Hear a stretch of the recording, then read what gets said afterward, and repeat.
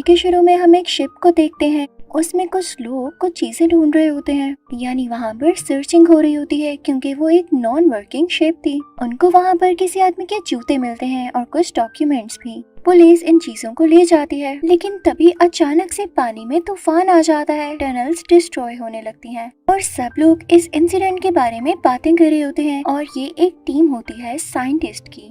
ये सब इस बात को लेके काफी परेशान होते हैं कि आखिर ये तूफान आ क्यों रहा है, क्या ये कोई ज़लज़ला है यानी अर्थक्वेक है। लेकिन किसी को कुछ भी पता नहीं चल पा रहा होता। अब पुलिस ये डिसाइड करती है कि वो लोग इस पर रिसर्च करेंगे और ये टास्क शुरू हो जाता है। इतनी तबाही के बाद लोग मुश्किल में पड़ने लगे थे तो पुलिस उनको रेस्क्यू करती है, लेकिन टनल से अभी भी धुआं निकल रहा था। कुछ लोग ऐसे भी थे जो इसको एंजॉय कर रहे थे, इसकी वीडियोस बनाकर इंटरनेट पर अपलोड कर रहे थे और वो बिल्कुल भी डर नहीं रहे थे। लेकिन गवर्नमेंट जान गई थी कि जरूर कोई बड़ा मसला है। अब कुछ पॉलिटिकल पार्टीज कहती हैं कि हमें लग रहा है समंदर में जैसे कोई क्रिएचर हो। इन्हें ये भी पता चलता है कि समंदर का टेम्परेचर 100 डिग्री सेंटीग्रेड से भी ज्यादा है। वहाँ एक और आदमी कहता है कि कैसे पॉसिबल है कि कोई भी क्रिएचर इतने ज्यादा टेम्परेचर में सरवाइव करे। तो बाकी सब कहते हैं कि क्या पता ये टेम्परेचर उसी क्रिएचर की वजह से इतना ज्यादा हुआ हो। अब यहाँ पर पॉलिटिशियंस की और साइंटिस्ट की मीटिंग होती है। तभी टेलीविजन पर एक न्यूज दिखाई जाती है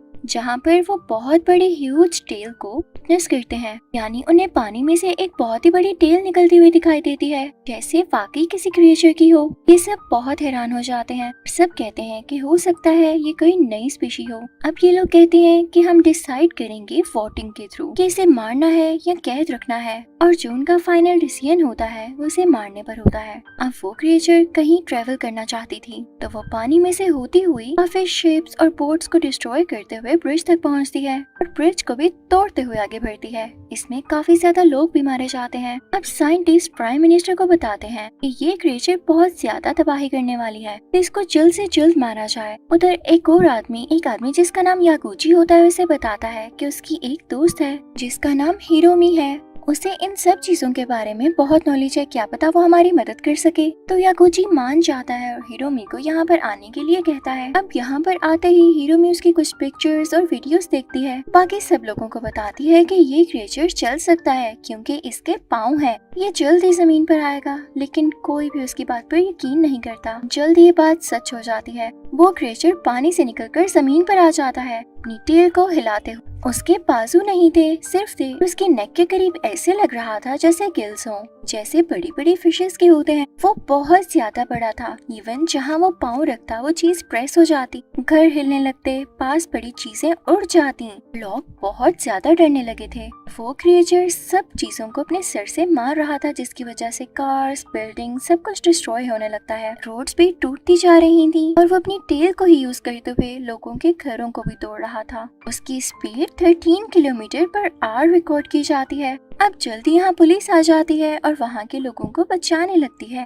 अब गवर्नमेंट ये डिसाइड करती है कि जल्द से जल्द इसको मारा जाए। तो वो फौरन से ढेर सारे आर्मी के हेलीकॉप्टर्स वहाँ पर भेजती है। वो हेलीकॉप्टर्स उस गॉडजिला पर मिसाइल फेंकने ही वाले होते हैं, लेकिन ये देख के रुक जाते हैं कि उसके आसपास कुछ लोग हैं तो उनको वापस जाना पड़ता है। अब इस गॉडजिला का नाम था शिन गॉडजिला और ये एक जापानीज गॉडजिला था जो कि बाकी गॉडजिला से अलग था और इसका डिस्ट्रक्शन लेवल भी ज्यादा था। यागुची एक टीम बनाता है इसमें बहुत ही ज्यादा जीनियस और हार्ड वर्किंग लोग थे। तभी उनमें से एक जीनियस लड़का बोलता है कुछ लोगों ने इस गॉडजिला की बॉडी से एक फ्लूइड निकाला है, इस पर काफी ज्यादा एक्सपेरिमेंट्स हो रहे हैं। when उसके सैंपल्स अमेरिका में भेज दिए गए हैं। तो उनमें से एक और आदमी बोलता है पर ये खाता क्या होगा, इसमें इतनी एनर्जी आती कहाँ से है। हिरोमी सोच में पड़ जाती है और सोचती है उस दिन ओशन का टेम्परेचर क्यों बढ़ा था 100 सेंटीग्रेड, इतना ज्यादा कैसे हो गया। इसका यही मतलब है कि गॉडजिला जहाँ से एनर्जी लेता है वो या तो रेडियो एक्टिव रेज है या कोई न्यूक्लियर पावर सोर्स है।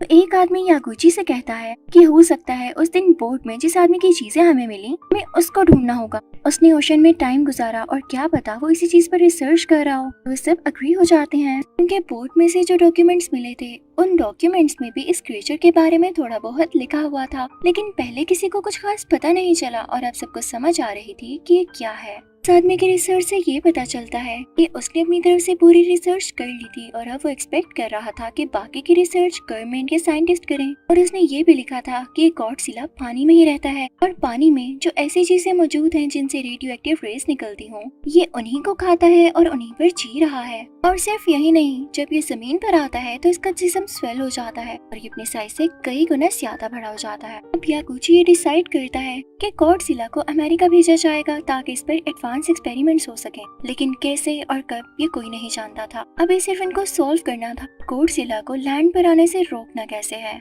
इनको ये भी पता चलता है कि गॉडजिला जब चाहे अपनी बॉडी का टेम्परेचर चेंज कर सकता है, इसीलिए वो बार बार लैंड पर आता है।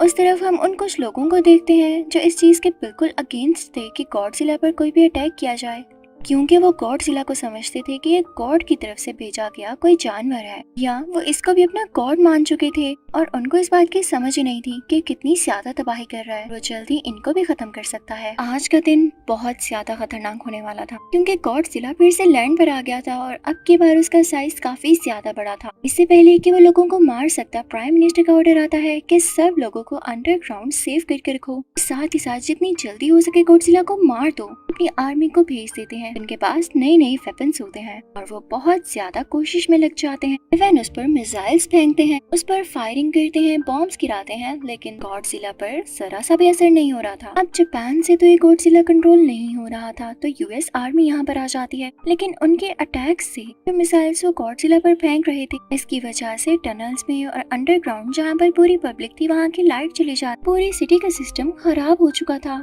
प्राइम मिनिस्टर जिस बिल्डिंग में थे वो भी उसी एरिया में आती थी जहाँ पर यूएस आर्मी ने और मिसाइल्स फेंकने थे, तो वो भी यहाँ से चले जाते हैं। अब आर्मी गॉडजिला पर अटैक शुरू करती है। वो लोग अपने टैंक्स अपनी पोजीशंस पर खड़े कर देते हैं, कुछ एयर स्ट्राइक्स भी होते हैं, यानी शिन गॉडजिला पर चारों तरफ से अटैक होने लगता है। उस पर लोग फायरिंग करने लगते हैं, लेकिन उस पर कोई असर नहीं होता। लेकिन गॉडजिला इतना ज्यादा इंजर्ड हो चुका होता है, उसकी बॉडी से खून आने लगता है और अब की बार खून आने की वजह से वो वीक फील करता है और उसकी बॉडी से पर्पल और ब्लू लाइट निकलने लगती है। वो रोशनी उसके मुंह से भी निकलने लगती है और फिर उसके बाद अपने मुंह से आग निकालते हुए वो पूरी सिटी की बिल्डिंग्स पर आग लगा देता है और वो चलने लगती हैं। वो उस रे यानी आग से बिल्डिंग्स के भी दो टुकड़े कर देता है, यूएस आर्मी के हेलीकॉप्टर्स के भी, और इवन प्राइम मिनिस्टर का जहाज भी ब्लास्ट हो जाता है। और अब यहाँ पर काफी अजीब बात होती है, उसकी टेल में जैसे कोई सुराख यानी होल्स होते हैं और उनमें से भी पर्पल से लाइट निकलने लगती है जो हर चीज को काटते हुए उसे आग लगाती जा रही थी। और हवा में यानी आसमान में जितने भी हेलीकॉप्टर्स प्लेन्स मौजूद थे वो जल जाते हैं, क्रैश हो जाते हैं। अब यहाँ पर यागुची और यूएस मिनिस्टर एक साथ होते हैं और काफी परेशान होते हैं कि इसे तो कोई भी चीज हरा नहीं पा रही, तो अब हम क्या करेंगे। अब यहाँ पर ये लोग एक अर्जेंट मीटिंग रखते हैं। ये डिसाइड करते हैं कि अगर गॉडजिला के पास हीट है,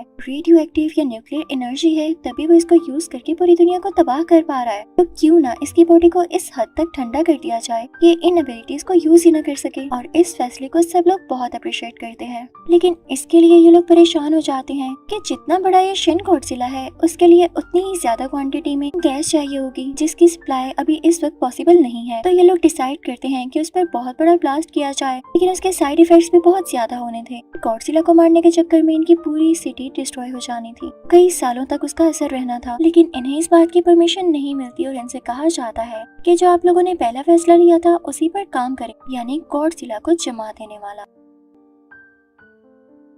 अब वो लोग एक प्लांट बनाते हैं जिसमें वो फ्रीजिंग गैस को खुद से प्रोड्यूस करेंगे। अब यूएस गवर्नमेंट जापान से कहती है कि हम आपके लोगों को रेस्क्यू करेंगे, उतनी देर आप अपने इस काम को मुकम्मल कीजिए यानी कंप्लीट कीजिए। और अब यहाँ पे हमें एक जर्नलिस्ट के थ्रू एक और बात पता चलती है कि वो आदमी जो बोट में मिसिंग हुआ था वो इस क्रिएचर या रेडियो एक्टिव मटेरियल पर क्यों रिसर्च कर रहा था, क्योंकि उसकी वाइफ की डेथ ऐसे हुई थी किसी रेडियो एक्टिव रे की वजह से। भी वो इस पर रिसर्च कर रहे थे, लेकिन जब वो इसमें सक्सेसफुल नहीं हो रही थी तो उन्होंने गवर्नमेंट से बात की, लेकिन गवर्नमेंट ने उन्हें पागल कह के यहाँ से निकाल दिया। उनका इतना ज्यादा दिल टूटा कि वो पता नहीं कहाँ चले गए और उनके डॉक्यूमेंट्स अभी भी उसी शिप में हैं जो आप लोगों को मिले। अब कुछ दिन गुजर जाते हैं और रिसर्च के बाद इनको पता चलता है कि गॉडजिला चाहे तो अपनी जनरेशन बढ़ा सकता है। अब सबको इस बात का डर लग जाता है कि इन लोगों से एक गॉडजिला संभाला नहीं जा रहा तो बाकी इन गॉडजिलास को कैसे संभाला जाए, तो वो अपने प्लान पर तेजी से काम शुरू कर देते हैं। अब यूएस यूएस गवर्नमेंट इस बात से काफी ज्यादा घबराई हुई थी। तो वो जापान से कहती है कि तुम लोग अपने प्लान पे काम बहुत आहिस्ता आहिस्ता कर रहे हो, हमारे पास इतना वक्त नहीं है। अगर तुम लोग 2 दिन के अंदर अंदर इसको पूरा ना कर सके तो हम उसको मिसाइल से उड़ा देंगे और फिर इससे हमें कोई फर्क नहीं पड़ता कि जापान में कुछ नुकसान होता है या नहीं, हमें बस गॉडजिला को डिस्ट्रॉय करना है ताकि वो हमारे तक ना पहुंचे। लेकिन अब जापान की पब्लिक काफी ज्यादा परेशान होती है, यागुची भी, क्योंकि प्लांट को मुकम्मल होने में 3 दिन चाहिए थे।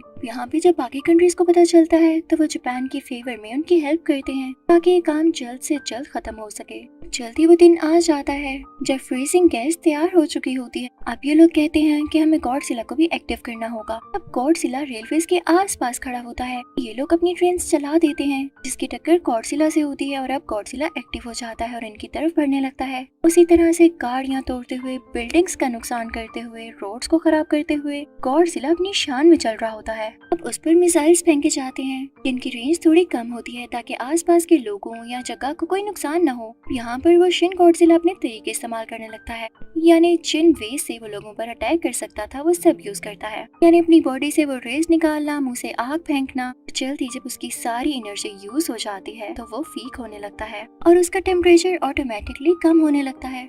यहाँ पर जापान की पब्लिक और गवर्नमेंट का ये प्लान था कि जिस जगह गॉडजिला खड़ा हो उसकी आसपास की बिल्डिंग्स को खुद ही ब्लास्ट करके गिरा दिया जाएगा। उसका सारा कंक्रीट यानी मलबा गॉडजिला पर आकर गिरेगा, इसके नीचे वो दब जाएगा और दोबारा उठ नहीं सकेगा। अब फौरन से ऑर्डर्स दिए जाते हैं कि वो गैस वाले टैंक्स लाए जाएं। वो फ्रीजिंग गैस वाले टैंक्स वहाँ पर पहुँच जाते हैं। उस कंक्रीट में से गॉडजिला का मुंह बाहर की तरफ निकला होता है और थोड़ा खुला होता है क्योंकि वो अब काफी वीक हो चुका था। उसके मुंह के आसपास टैंकर्स लाकर पाइप के थ्रू गैस अंदर डाली जाती है, लेकिन इससे उसे कोई फर्क नहीं पड़ता और वो कंक्रीट को हटाते हुए दोबारा से उठ खड़ा होता है क्योंकि शायद मुंह में गैस डालने से कोई फर्क नहीं पड़ने वाला था। वो दोबारा से अपनी टेल का यूज करते हुए बिल्डिंग्स को गिराने लगता है और अपनी रेज निकालने लगता है। अब ये सब लोग परेशान हो जाते हैं कि इसको दोबारा से कैसे गिराया जाए। तभी वहाँ पर मौजूद सब ट्रेन को स्टार्ट करके तेजी से गॉडजिला की तरफ भेज दिया जाता है। जैसे ही वो गॉडजिला से टकराती हैं तो गॉडजिला दोबारा से नीचे गिर जाता है और बिना टाइम वेस्ट किए हुए वो सब लोग इस पर वो फ्रीजिंग गैस दोबारा से छोड़ने लगते हैं। उन सब लोगों ने अपने मुंह पर मास्क पहना हो कि कहीं ये गैस इनको अफेक्ट न कर दे। अब ये लोग सारे पाइप्स की डायरेक्शन उसके मुंह और बॉडी की तरफ कर देते हैं और वो फ्रीजिंग गैस एक ही टाइम में उसके मुंह की तरफ छोड़ देते हैं। गॉडजिला दोबारा से उठ खड़ा होता है, लेकिन अब इसका टाइम